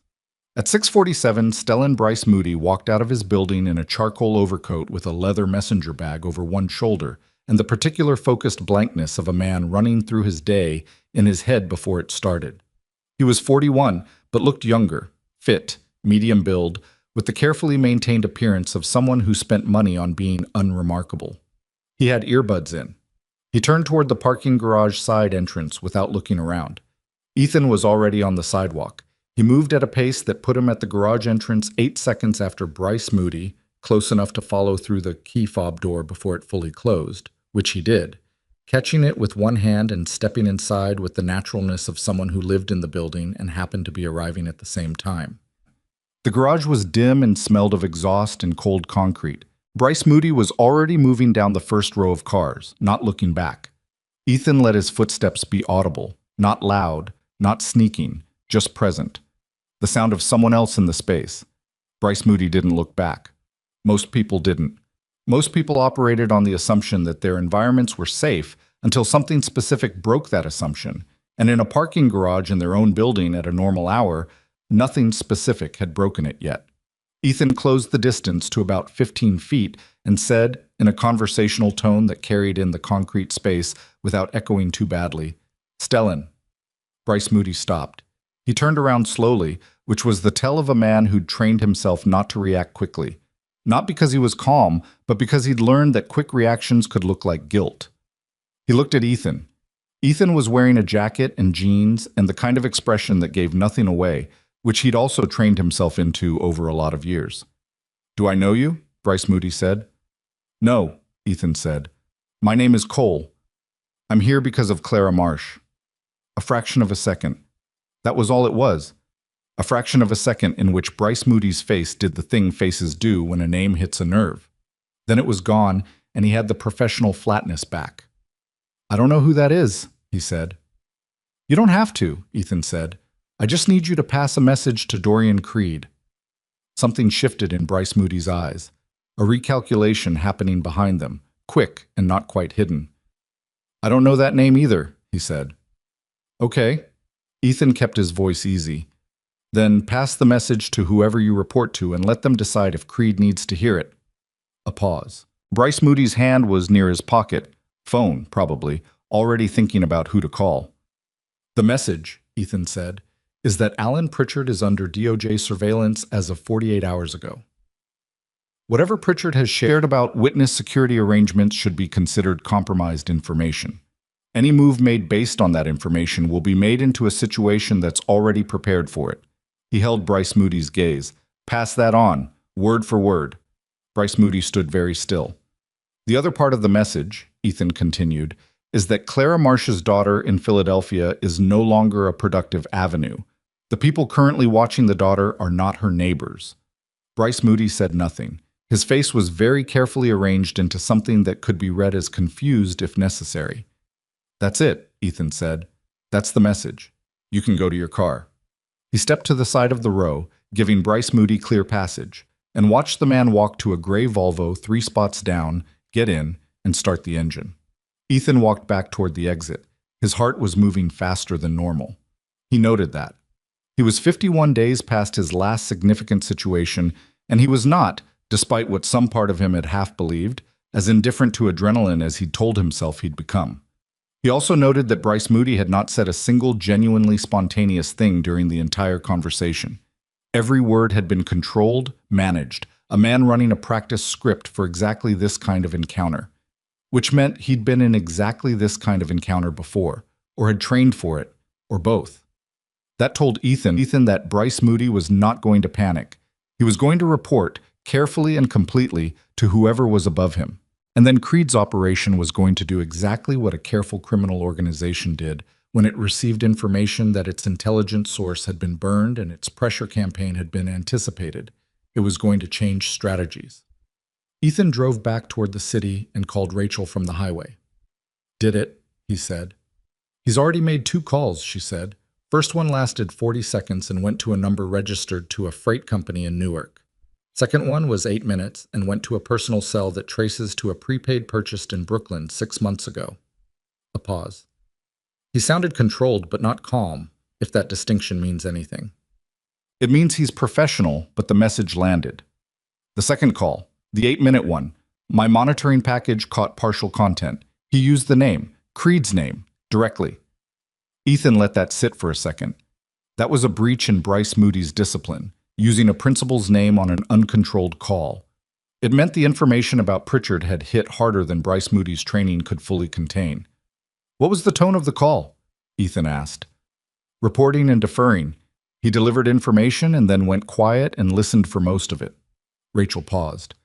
At the end he said, and I have this verbatim, should I find out where she is? And the response was, I only got one side of this, Cole. But he said yes twice and then ended the call. Ethan's grip tightened on the steering wheel. She, Danny. Creed's response to the Pritchard information was not to retreat. It was to accelerate. If his intelligence channel was burned and his pressure campaign had been anticipated, he was reading the situation the same way Ethan had predicted. Someone competent had inserted themselves, which meant the window to use Danny as leverage was closing, which meant he needed to move on her now rather than later. The farmhouse, Ethan said. I don't know if they have it, but if they've been running a search on the Voss girl since the restaurant, and if they have the resources I think they have, how long do I have? To get back there. 40 minutes if you push it. A pause. Cole. Yeah. Be careful, please. I mean it in a specific way. He understood the specific way. She wasn't being sentimental. She was saying that Creed's operation was large and professional and had demonstrated the capacity to field 12 vehicles in coordinated positions on 24 hours' notice. Whatever came next would not be one man in a parking garage. I'll call you when I'm clear, he said. He drove hard. He called Rennick from the road and kept it short. Get Danny ready to move. Don't wait for me. If anything comes toward the property before I'm back, take the back road to the county highway and head north. Do not use your primary cell to call anyone. He paused. Rennick. I'm here. If you see vehicles you don't recognize on the drive before I get there, don't go back to the house. Keep moving. Rennick's voice was steady, which Ethan was grateful for. Understood. He made it back in 38 minutes, pushing the truck through turns it wasn't designed to take at that speed, arriving at the end of the gravel driveway with his jaw set and his eyes scanning before the truck even fully stopped. Rennick's car was still there. No unfamiliar vehicles on the road. He went inside fast. Danny was standing in the kitchen with her canvas bag already on her shoulder, which meant Rennick had told her to be ready. She took one look at Ethan's face and didn't ask any of the questions she visibly wanted to ask. Rennick was at the table with his coat on and his briefcase in his hand. He looked like a man who'd spent 60 years preparing for crises and was mildly irritated that this one had arrived on his property. Talk, Danny said. Ethan told them both. Fast, clear, no omissions. Bryce Moody, the call, the acceleration of Creed's timeline. When he finished, Danny was quiet for about 4 seconds. They're going to try to take me, she said. That's what I think, yes. And use me to force my father to recant before the trial. Or to send a message that makes him decide cooperating isn't survivable. He met her eyes. We need to move. Now. Where? Rennick asked. Ethan had been working on this for the last 38 minutes of driving. The farmhouse was compromised, or soon would be. His own home was the first place anyone would look if they'd run his background. Carol's house was not an option under any circumstances. There's a man I served with, Ethan said. Danny Core. He runs a security consulting firm in Hartford. He has a safe facility. It's used for executive protection overflow when clients need off-grid accommodation. It's clean, it's not in my name or Rennick's name or Danny's name, and Danny owes me a favor that's been sitting uncollected for 4 years. Will he do it? Rennick asked. Yes. He said it without qualification because it was true. There were certain debts that didn't require renegotiation. How long does the facility stay viable? Danny asked. She was asking the right questions, Ethan noticed. She'd moved past the first layer of fear into operational thinking, which was either a personality trait or something she'd developed over 6 months of living careful. Long enough, Ethan said. Creed's operation is accelerating because it's under pressure, not because it's confident. Accelerating operations make mistakes. We stay ahead of them for the next 72 hours, and Rachel's monitoring has enough to build a picture of the internal communication structure. That picture goes to Rennick's DOJ contact, and it stops being our fight to manage alone. Rennick looked at him steadily. And if Creed moves faster than 72 hours, then we deal with that when it happens, Ethan said. It wasn't a satisfying answer. It was the true one. They were on the road in 11 minutes. Ethan drove, Rennick in the passenger seat, Danny in the back with her bag, and a silence that had the quality of a person conserving energy rather than a person shut down. The farmhouse got smaller in the rearview mirror and then disappeared around a bend, and Ethan didn't look back at it again. They were an hour out of Hartford when Rachel called. He put it on speaker, volume low, so the road noise covered it for anyone who might be. He told himself to stop thinking that way. There was no one else in the truck. Bryce Moody made 3 more calls in the last hour, Rachel said. The interesting one was the last one. Different number, landline, registered to a property management company in Queens that I'm currently running. He gave an address. Ethan's stomach dropped 2 degrees. Which address? Not the farmhouse, Rachel said, and he exhaled. A location in Westchester, residential property. I cross-referenced it against Marcus Voss's known assets and former properties. His house, Danny said from the back seat, before Rachel could finish. Her voice had gone flat and thin. Daniela Voss? Rachel said. That's where I grew up, Danny said. My father doesn't own it anymore. He transferred the deed 8 months ago when the investigation started. His lawyer... She stopped. Paul. He put it in a holding entity. Rennick turned around in his seat. The Halverton Group. I structured it. It shouldn't trace back to Marcus. Shouldn't, Rachel said carefully. But it did. Someone ran a deeper chain than the first shell layer. A pause. Cole, they're going to the house. Why? Ethan said. If they know Marcus doesn't own it, because she does, Rachel said. The secondary beneficiary in the Halverton structure. It's Daniela Voss. I'm looking at the document. If someone has access to the full filing... Pritchard, Rennick said quietly. His voice had the particular weight of a man recognizing his own mistake. I filed the structure through a compliance firm that uses the FBI Financial Crimes Database for AML screening, Pritchard's division. The car was very quiet for a moment. He already had it, Ethan said, before you took him off the board. It appears so, Rachel said. Danny's hand was gripping the door handle, not like she was going to open it, just holding something solid. Ethan could see it in the mirror. They won't find anything at the house, she said. I haven't been there since... They're not looking for you there, Ethan said. He was working through it quickly. They're making sure you know they found it. Same play as the restaurant. It's another demonstration. He paused.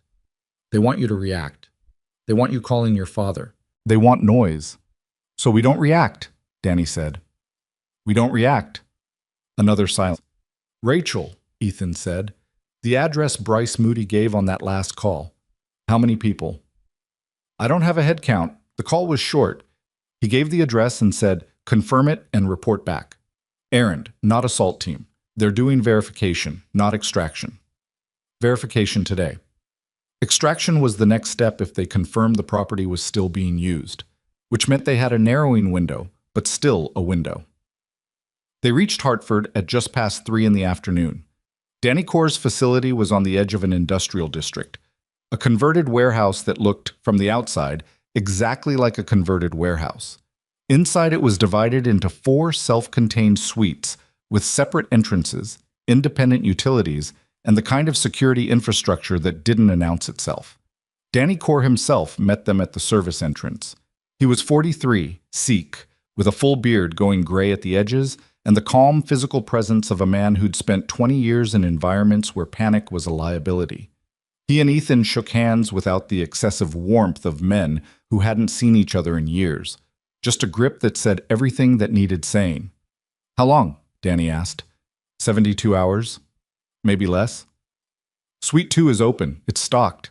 He looked at Danny and Rennick with the professional neutrality of a man who provided safe spaces for a living and had made a policy of not asking about the specific reasons why people needed them. Nobody comes in or out without Cole's say-so. Thank you, Danny said. Danny gave a slight nod and led them inside. Suite 2 had a kitchen, 2 bedrooms, a sitting area, and a communication setup that included a secure landline and a laptop with an encrypted connection. It smelled like nothing, which was somehow reassuring. Neutral spaces. Nothing that carried someone else's history. Rennick sat up at the table with his laptop immediately. There were calls to make to his DOJ contact, updated information to pass on, The Pritchard-Halverton connection that needed to be in the right hands before Creed's people figured out it had been discovered. Danny stood in the middle of the sitting area and looked around the room with the expression of a person trying to locate herself in an unfamiliar geography. Ethan set her bag down near the closer bedroom door. "It's okay to be exhausted," he said. She looked at him. "Is it?" "We're ahead of them, by not much, but by enough." "You keep saying we." "I keep meaning it," he said. She sat down on the couch and leaned her head back and stared at the ceiling. "When this started, when my father told me what he'd done, what he was cooperating with, I was so angry at him. Not for cooperating, for not telling me earlier, for letting me live inside a life that had this underneath it for years without knowing." Ethan sat in the chair across from her, didn't say anything. "And then I was angry at myself for being angry at him," she continued, "because he was trying to fix something he'd let go wrong for too long, which is, that takes something. To admit that. To do it anyway." She closed her eyes briefly. "I haven't told him I'm not angry anymore. I haven't been able to talk to him directly since this started." "When this is over, you'll tell him," Ethan said. She opened her eyes and looked at him. "You say that like it's certain." "It's the direction we're pointed," he said. "I don't do certain, but I do direction." She was quiet for a moment. Then, "Tell me about the mission. The one that went wrong." Ethan looked at her. He'd mentioned it twice, once briefly in the car, once at the farmhouse, and both times she'd held on to it without pushing, which he'd noticed and appreciated. She was asking now not to fill silence, but because she'd judged it was the right moment, which meant she read people well. "We were 11 months into a third deployment," he said, "a unit of 8.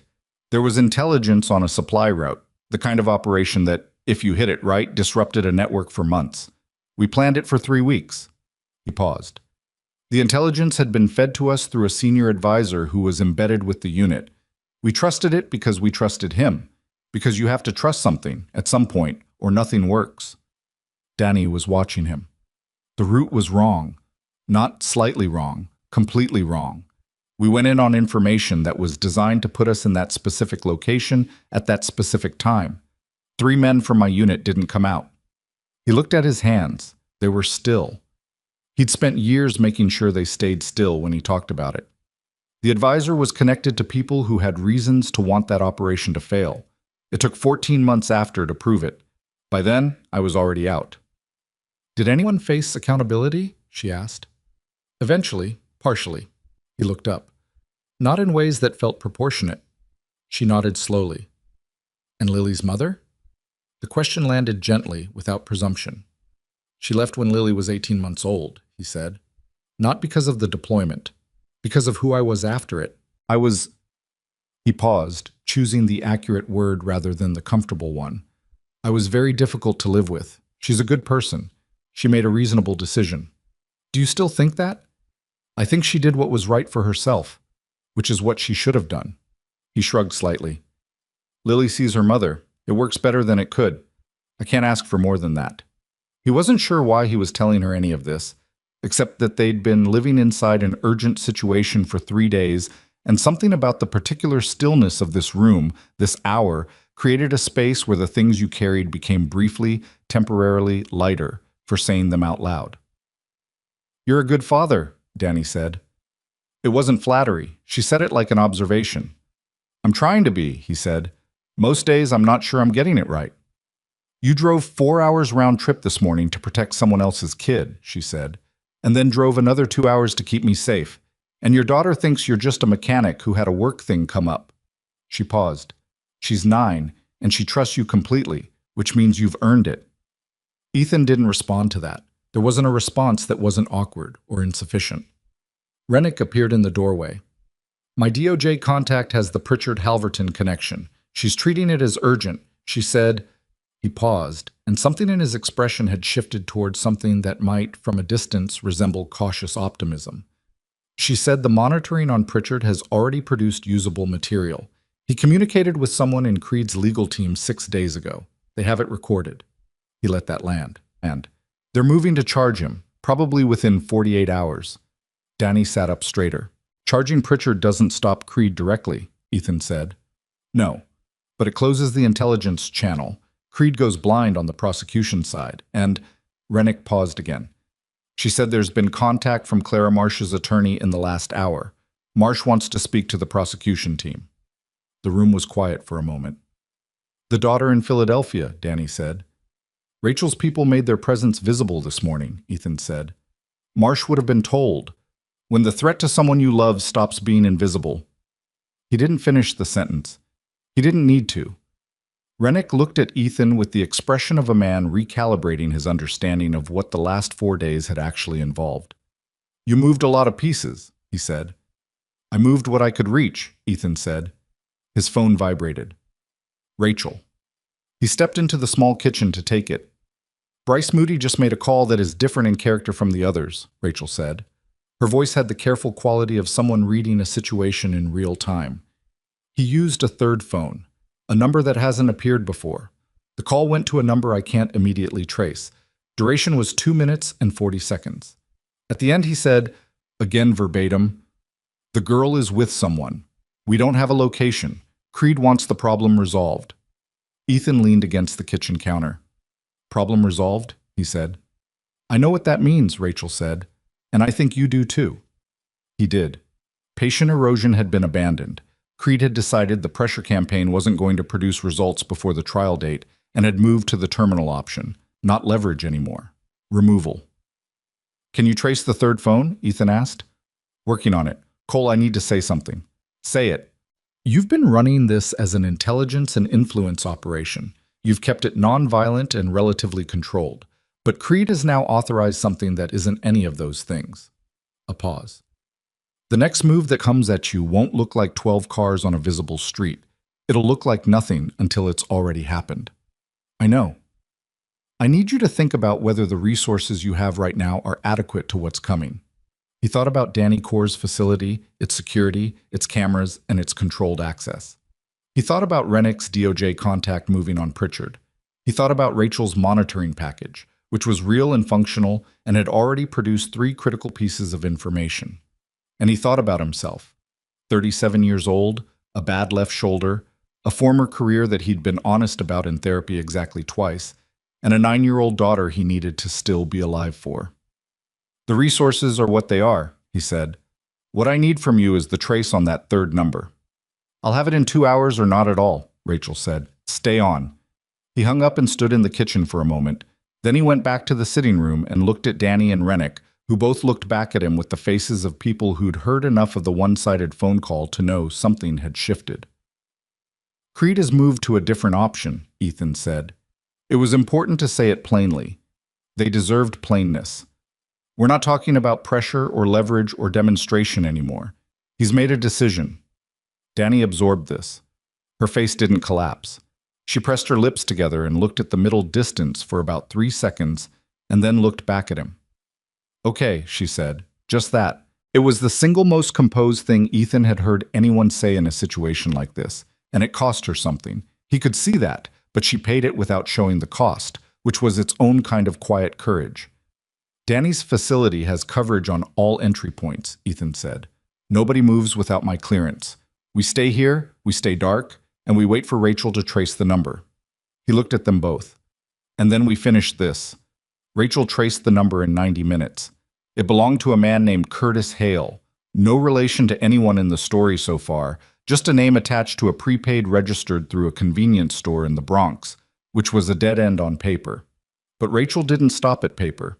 She cross-referenced the number against call patterns on Bryce Moody's other phones, found that the same number had appeared briefly in the metadata of a data packet connected to Creed's freight operation 8 months ago, and from there pulled a location ping from the cell tower network that put the phone, as of 40 minutes ago, in a commercial district in Bridgeport, Connecticut. Bridgeport was 38 miles from Hartford. Ethan read Rachel's text twice and felt the distance close in his chest like a door swinging shut.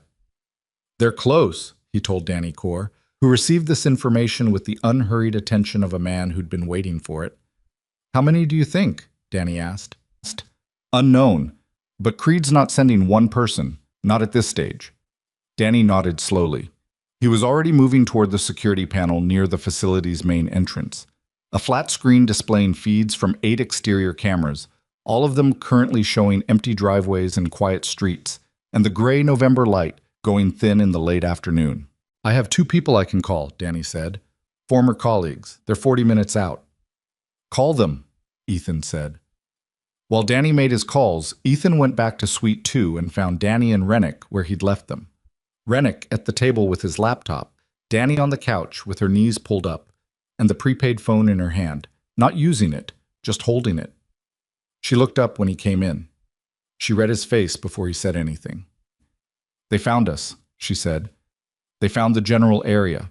They don't have this specific location yet, or we'd know it differently. He sat down across from her. I need to ask you something, and I need an honest answer. Okay? Is there any part of you that wants to end this by calling your father and telling him to recant? She held his gaze without flinching. There was. The first night, in the motel, at about 2 a.m. She paused. I talked myself out of it by thinking about the women my father's companies helped move through those containers. Not in an abstract way. In a specific way. Thinking about one woman, what her night might look like, where she might be. She looked at her hands. If my father recants and Creed walks, those containers keep moving. So no, not anymore. Ethan nodded. He'd needed to hear her say it, not because he doubted her, but because what came next required her to be certain. Here's what I know, he said. Rennick's DOJ contact is moving on Pritchard within hours. Clara Marsh is back in contact with the prosecution. Terrence Webb is in a location Creed doesn't know. The case is more intact right now than it was 3 days ago. He leaned forward. The reason Creed has moved to the terminal option isn't strength. It's the opposite. He's running out of legal maneuvers and he knows it. This is what cornered looks like. Cornered things are the most dangerous, Danny said. Yes, he said. They are. Rennick looked up from his laptop. My contact just sent something. He turned the screen slightly, scanning it. Pritchard was taken into custody 40 minutes ago. Federal agents, DOJ operation, not bureau. They kept it entirely outside his chain of command. He exhaled through his nose. It's done.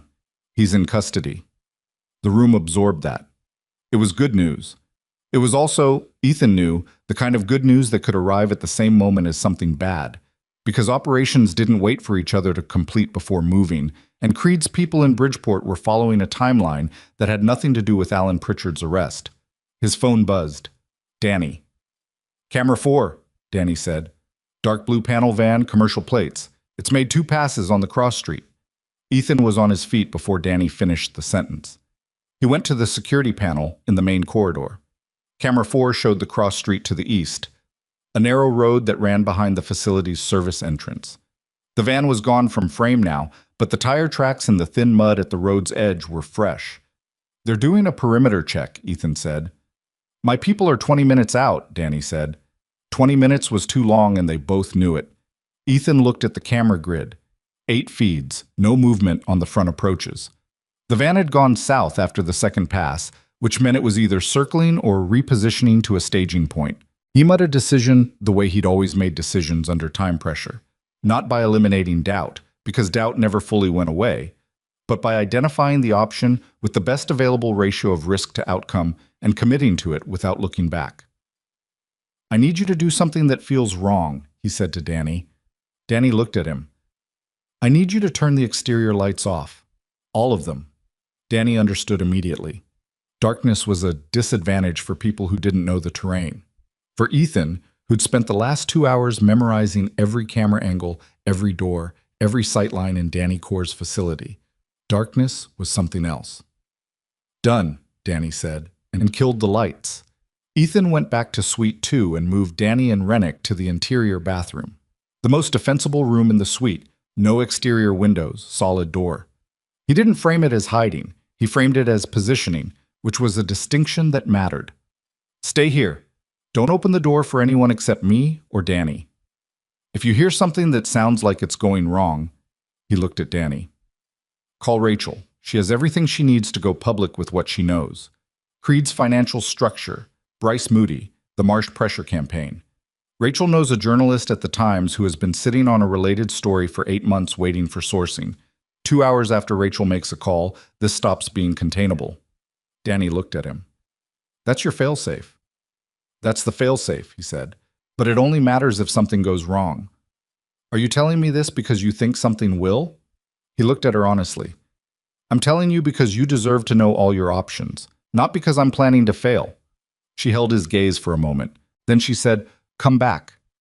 He didn't respond to that, but he didn't look away from it either. He went back into the dark corridor and found Danny already positioned near the service entrance with a calm expression and a flashlight he was using to check the door seals. "East wall," Danny said quietly. "I heard something." Ethan listened. The facility had the particular dense quiet of a well-insulated building in an industrial district at dusk. No ambient noise from street traffic, no residential sounds. Which meant the scrape he heard 6 seconds later, low and metallic against the exterior east wall, was unmistakable. 2 points of entry being tested simultaneously, he guessed. Standard approach for a forced entry team. 1 point to breach, 1 point to cut off retreat. He positioned himself in the corridor between the east entrance and the interior of the building and waited. The east door came in hard, not an explosion, just a ram, efficient and practiced, the door swinging into the wall and 2 figures moving through in quick succession. They had flashlights mounted on something. He couldn't see what in the first second. They moved fast and with coordination, which confirmed they weren't street muscle. These were people who'd done forced entries before. Ethan let them take 3 steps into the corridor before he spoke. "Stop," he said, calm, flat. The voice he used when he needed a situation to freeze rather than escalate. They didn't stop. The first one turned toward his voice and the light came up and hit his face. What happened next took approximately 40 seconds and was not elegant and was not clean and left Ethan with a gash on his forearm from a piece of door frame that caught him badly on the second exchange and a ringing in his left ear from something that connected harder than he'd managed to avoid. And at the end of it, both men were on the floor in the corridor, and Ethan was breathing harder than he wanted to be, and his shoulder was reminding him, loudly, that it had been injured 4 days ago. The second entry point, the front, opened while he was still in the corridor. Danny handled it. Ethan heard it rather than saw it. 2 sharp impacts, a voice he didn't recognize saying something abbreviated and cutting off, and then Danny's footsteps moving back toward him in the dark. "One more outside," Danny said. "The van." "Driver," Ethan said, staying ready for extraction. "My people just pulled up front." The driver of the van apparently reached the same calculation that drivers in these situations usually reached, that his team had not emerged on schedule, that unknown variables had intervened, that his personal survival was best served by departing immediately. The van left its speed, which Danny's colleagues confirmed from the front entrance. Ethan leaned against the corridor wall and pressed his forearm against his side to slow the bleeding and stood in the dark for a moment doing nothing except breathing. He was 53 years old in his body tonight. He was fully aware of that. He went back to Suite 2 and knocked on the bathroom door and said his name, and Danny opened it and looked at him, and her eyes went immediately to his arm. "You're bleeding," she said. "It's not deep," he said, which was true. "It's over." She looked at his face to verify that. Then she exhaled in a way that had been held for a long time. Rennick stepped out behind her, took in the situation with the swift assessment of a man who'd been sitting in a bathroom waiting to find out if the world had ended, and said, "I'll find a first aid kit." "Cabinet under the kitchen sink," Danny said from the corridor, and Rennick went. Danny stood in the doorway of the bathroom and looked at Ethan with an expression he didn't quite know how to categorize. It wasn't relief exactly, or not only relief. It was something more complicated than that. The face of someone who'd been through 4 days of sustained fear and had come out the other side still standing and didn't yet know what to do with that. "You're fail-safe," she said. "Rachel and the journalist." "Didn't need it." "But you had it." "You always have a fail-safe," he said. "That's not pessimism. It's just, you always have one." She nodded slowly. Rennick came back with the first aid kit, and Ethan sat at the kitchen table while Rennick, who turned out to have unexpectedly competent field medicine hands for a corporate attorney, cleaned and taped the forearm with the focused efficiency of a man glad to have something practical to do. Outside, Danny's people were dealing with the men in the corridor. The police would come eventually. Danny would make a call, frame it in the language that produced the right response, and the men who'd breached a private security facility would enter the legal system through a door that connected to the federal case already in motion. Rachel would make sure the connection was documented. It would not be simple or quick, but it would be real. Ethan's phone rang at 10:47 that night. The number was one he'd never seen, but he answered it. Mr. Cole. The voice was measured, educated, with the particular texture of a man who'd spent decades controlling every room he entered. My name is Dorian Creed. Ethan said nothing. I think we should speak, Creed said. You're speaking, Ethan said. A pause. Not discomfort. Creed didn't produce discomfort easily. That was clear from the first syllable. More like a man deciding which approach to use. You've caused me a significant amount of difficulty over the past several days. I want to understand what it is you actually want. I don't want anything from you, Ethan said. Everyone wants something. I wanted a burger last Thursday, Ethan said. I didn't get it. Since then, my wants have been pretty simple. Danny Voss stays alive. The federal case stays intact. You stop sending people into places that aren't yours. Another pause, longer. You understand what you're protecting. I understand who I'm protecting. She's one person, Creed said. The case is one case. I've survived cases before. Maybe, Ethan said, but you survived them when you had Pritchard. You survived them when Clara Marsh was scared enough to stay recanted. You survived them when nobody had a documented map of the relationship between Meridian Transit Solutions, Harkin Logistics, and the Halverson Terminal. He let that sit. Rachel Vann is very thorough. The silence this time was different in quality. It had something in it that the previous ones hadn't. The particular stillness of a man recalibrating not tactics, but the fundamental situation. What do you want? Creed said again, and this time it wasn't a philosophical opener. It was a genuine question. I already told you. Ethan's voice was even. I don't want anything from you. I want you to be finished. That's not a negotiation. It's just what's going to happen. He ended the call. He sat with the phone on the table for a moment. His forearm ached under the tape. His shoulder ached. His ear had stopped ringing, but the ghost of it was still there. He thought about the men in the corridor, and about 3 men who hadn't come out of a ravine 11 years ago because someone they trusted had sold their route to people who wanted them in that specific location at that specific time. He thought about how he'd carried that, not gracefully, not well, not in ways that left him undamaged, but how he'd carried it anyway and kept going because Lily existed and needed him to. He thought about what it cost to protect people, not in the abstract, in the specific, the shoulder, the forearm, the nights of bad sleep, the conversations with his daughter where he had to be present and steady and not bring the weight of what he was managing into the room with her, and how hard that was, and how he did it anyway because she deserved a father who showed up. He wasn't a hero. He'd never thought of himself that way. Heroes in his experience were usually the result of someone failing to prevent a situation that required heroism. He was just a man who'd been in a specific place at a specific time and hadn't been able to walk away from it, which was not virtue so much as constitution. But there was something in that, he thought, in the simple stubbornness of deciding that a person you don't know is worth protecting, not because it costs nothing, because it costs something and you do it anyway. That was the part that mattered. Not the skill or the training or the history. The decision, made in a restaurant full of broken glass, to step between someone and the thing that was coming for them. Danny found him at the table an hour later. The facility had gone quiet. Danny's people were in the main corridor, and Rennick had retreated to the second bedroom and was either asleep or doing a convincing impression of it. She sat down across from him with 2 cups of coffee she'd made in the small kitchen, the instant kind from the emergency supply, which tasted like the concept of coffee rather than coffee itself, but was hot. She pushed one across to him. He called, she said. Statement, not question. She'd heard part of it through the suite's interior. He called, Ethan confirmed. What did he say? He wanted to know what I wanted. What did you tell him? The truth? He wrapped both hands around the cup. That I didn't want anything from him. That it was already over. He just hadn't caught up to it yet. She looked at him for a moment. Do you believe that? That it's over?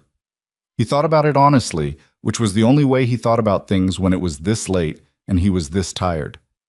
The case is solid again. Pritchard is in custody. Marsh is back. Webb is safe. The people who came here tonight are going to be connected to Creed's operation through evidence Rachel's already documented. He paused. The trial is in 9 weeks. Creed is going to spend most of those weeks managing a legal situation that is significantly worse than it was last Thursday. He's not going to send more people after you. Not because he's decent, but because the cost-benefit math has completely inverted. You're not leverage anymore. You're a liability to him. She absorbed this quietly. My father, she said. When can I talk to him? Call Rennick's DOJ contact in the morning. She'll know what's possible. With Pritchard contained, the communication protocols should be less restricted. She nodded. She was quiet for a moment, turning the coffee cup in her hands. Outside the facility, Hartford was doing whatever Hartford did at midnight. Distant traffic, a siren somewhere far off, the mundane sounds of a city operating normally, indifferent to what had happened inside this building. Can I ask you something? She said. Yeah. After this. When it's done, the trial and everything, what happens to you? He looked at her. What do you mean? I mean, she paused, choosing words carefully. You put all of this down 6 years ago. The work, the danger, You made a life that was quieter, and now you've been living inside something like the old life for almost a week. When it ends, she met his eyes. Does it go back in this box, or does it not fit anymore? It was a real question, and she'd asked it directly, which he respected. He thought about his shop on Delancey Street, about the specific smell of motor oil and steel that he'd built into a kind of anchor over 6 years. He thought about Lily's confetti eggs and the uneven ponytail and the way she held his hand until the school doors and then didn't. He thought about the fact that he'd gone to Calloway's last Thursday for a quiet dinner alone, a rare evening off, and had ended up here, which was not a tragedy, but was not the evening he'd planned either. It goes back in the box, he said, but the box is different now. Different how? I spent 6 years trying to make myself believe I'd left that part of me behind, that it was over, retired, done, that Ethan Cole the mechanic was who I actually was, and the other thing was something I used to be. He looked at the cup in his hands. That was never true. I was always both things. I just stopped admitting it. Danny listened. The box doesn't close all the way, he said. I know that now. I think I knew it before, but this week made it hard to pretend otherwise. He paused. But that doesn't mean I stop being Lily's father, or go back to the work, or change anything that matters. It just means I stop pretending I'm someone simpler than I am. Danny was quiet for a moment. Then she said, I think that's the most self-aware thing I've heard anyone say at midnight after getting into 2 fights in a corridor. He almost laughed. Nearly. Your arm hurts, she said. My arm hurts, he confirmed. Your shoulder too. I can tell by the way you hold it. That one's been hurting since the restaurant, he said. She nodded. She wasn't looking at him with pity, which he was grateful for. She was looking at him the way she'd looked at most things over the past 4 days, straight on, without softening it more than it needed to be softened. Thank you, she said. I haven't said it directly. I'm saying it now. You don't have to. I know I don't have to. She held his gaze. I was standing in the middle of that floor with a tray in my hands, and I had about 1 more second before the next shot, and you crossed the room and you put yourself between me and it, and you didn't know me and you didn't have to. She paused. So, thank you. Ethan looked at her. He didn't deflect it. He let it land. You're welcome, he said. They sat in the quiet of the facility for a while longer, drinking bad instant coffee, and didn't say anything else, and didn't need to. The trial of Dorian Creed opened on a Tuesday morning in February, 9 weeks later, in a federal courthouse in Manhattan. Ethan didn't attend. He read about it in the evening on his phone while Lily did homework at the kitchen table and asked him periodically how to spell things, and he spelled them, and the rhythm of it was exactly what it had always been. Marcus Voss testified for 3 days. He was, by all accounts, composed and precise, and gave the financial architecture of Creed's operation in the methodical detail of a man who'd had a long time to organize his memory into something useful. Clara Marsh testified for 2 days and did not waver. Terrence Webb testified for a day and a half.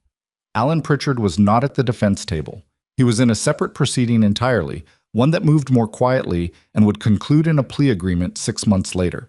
Stellan Bryce Moody was indicted on a Tuesday in December, 6 weeks before the trial, on charges that included conspiracy and witness intimidation. He pleaded not guilty. His attorney was very expensive. It didn't help as much as the attorney had predicted. Dorian Creed was convicted on 19 counts. The jury deliberated for 2 days, which the legal reporter said was fast for a case of this complexity, which probably meant something about the quality of the evidence. Ethan read the verdict on a Wednesday afternoon during his lunch break at the shop, sitting in the office with a sandwich he'd made that morning. Turkey, mustard, the good pickles Lily liked. And then he put his phone away and went back out to the floor, where a 2019 Honda with a transmission issue was waiting for him. Danny called that evening. I was outside on his porch when the phone rang, in the cold that February produced without apology, watching the streetlight at the end of the block do its usual indifferent job of lighting nothing in particular. "Did you see?" she said. "I saw." A pause that had relief in it. Not the loud kind, not the kind that needed to announce itself. Just the exhaled, quiet kind that comes from a weight being set down after you've carried it long enough that you've stopped noticing the carrying. "My father is going to be moved to a different facility next week. Reduced security requirements." She paused. "I'm going to see him." "Good," Ethan said. "I'm nervous about it." "I know." "We have—" She stopped, started again. "There's a lot that needs to be said that's been waiting a long time." "That's usually how it works," he said. "The things that need saying wait until there's room for them." She was quiet for a moment. He could hear her breathing and the ambient sound of wherever she was. She'd moved back to the city 2 weeks after Hartford, into a new apartment, smaller than the old one, in a neighborhood she'd chosen for reasons that had nothing to do with staying off anyone's radar. She'd gone back to school. She'd mentioned that once, in passing, as though it were a small thing, when it was actually not small at all. "How's Lily?" she asked. "She's good. She's doing a project on weather systems. She's very invested in the water cycle." He could hear the smile in the pause.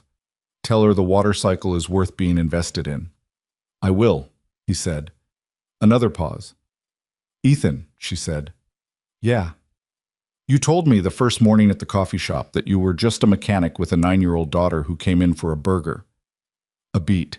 "I've been thinking about that, about how that's both completely true and the most incomplete description of a person I've ever heard." He leaned against the porch railing. The cold was the kind that bit at your ears if you stayed out long enough, which he was staying out long enough for. "Most descriptions are," he said. "I know." She paused. "I just wanted to say that I know, the whole of it, not just the part you lead with." He didn't say anything for a moment. The streetlight at the end of the block was doing the same thing it always did, which was illuminate a small circle of sidewalk and leave everything else to manage on its own. "Take care of yourself, Danny," he said. "You too," she said. "Both of you." He stood on the porch for a few minutes after they hung up, in the cold February night, and thought about the things that stay with you. Not the dramatic things, not the moments of crisis and decision, but the small, permanent ones. A girl in a school doorway letting go of your hand. The way a room sounds when someone you love is in the next one. The specific quality of a quiet evening when nothing is required of you except to be present in it. He thought about the men who hadn't come out of that ravine and about the fact that he was still here and still didn't entirely know what to do with that, except keep going. Keep showing up. Keep being the thing standing between the people who needed protecting and the thing coming for them. Not because he'd been trained to, not because he couldn't help it, but because somewhere in the accumulated years of being himself, he'd stopped being able to separate who he was from what he did, and had decided, on balance, that this was all right. The door opened behind him. Lily, in pajamas and socks, holding a page of homework. "Dad, how do you spell evaporation?" He spelled it. She wrote it down on the page with her tongue pressed to the corner of her mouth, the way she did when she was concentrating, and then looked up. "Is it cold out here?" "Pretty cold." She considered this, then came and stood beside him anyway, and looked out at the street with him the way kids do when they want to be where a parent is without having a reason for it.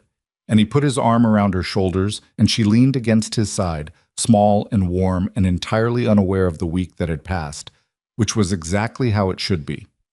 The street light at the end of the block kept doing what it did. The water cycle kept running. And Ethan Cole, mechanic, former Navy SEAL, single father, imperfect and still here, stood on his porch in February with his daughter and let the quiet be what it was.